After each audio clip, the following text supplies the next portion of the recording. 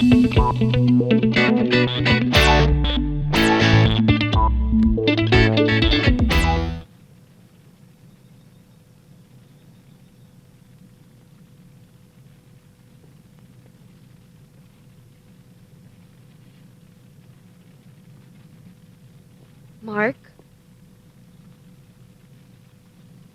Saan ka galing? Ba't ngayon ka lang? Gawain ba yan ng isang babaeng may asawa? Pinasyalan ko lang yung mga nyoga natin. Natin. Natin? Bakit ano ba karapatan mo? Wala ka namang alam doon ah!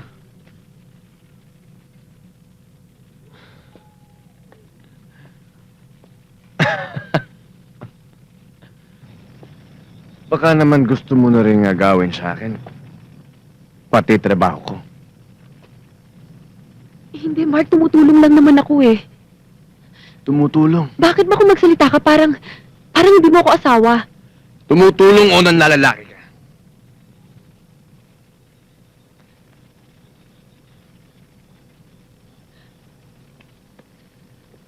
Nakikipaglandian ka sa kanila, di ba?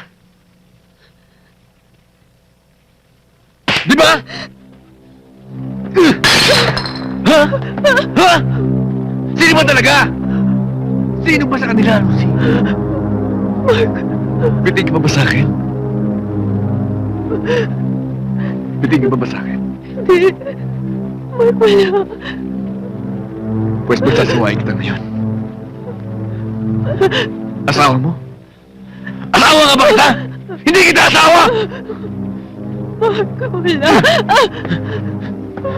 Tama. Patutuhanin natin ang mga binibintang mo sa akin. Ganito naman ang gusto mo, di ba? Sinira mo ang buhay ko! Mark, tama na.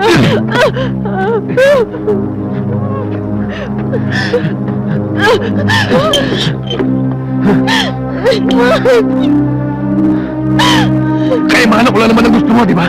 Ha? Di ba? Ito lang naman ang gusto mo. Pwede magdusa ka. Magdusa ka dahil kasama mo. Gusto mong abutin ng langit. Magsimula ka sa lupa. Halika mo ka lang, Lucy. Pero hindi mo ako kaya bigyan. Halika mo ka lang. Halika mo ka lang na tinatabak-tabakan.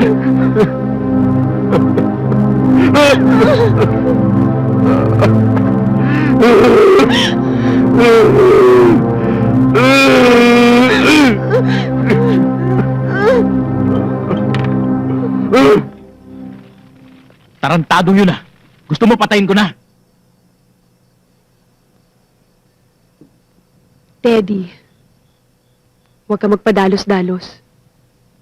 Kailangan pagplanuhan muna natin mabuti.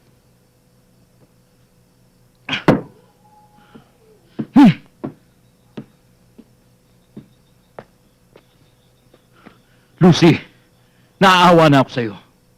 Hindi ko na kaya ang ginagawa niya sa'yo. Kung anong galit mo sa kanya, mas matinding galit ko. Nagkasala ako sa kanya. Pero siya rin ang nagtulak sa akin para gawin yun. Tibayan mo ang loob mo, Lucy.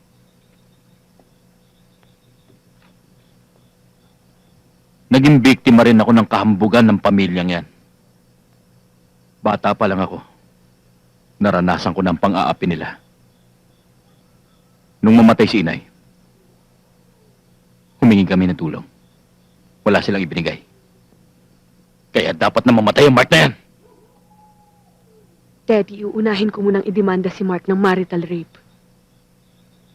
At sigurado ako, magmamakaawa sa akin si Senyora Silvino na kanyang mama na aking biyanan.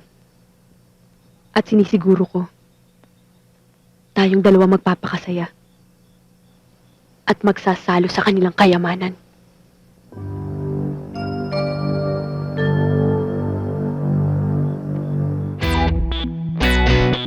Thank you.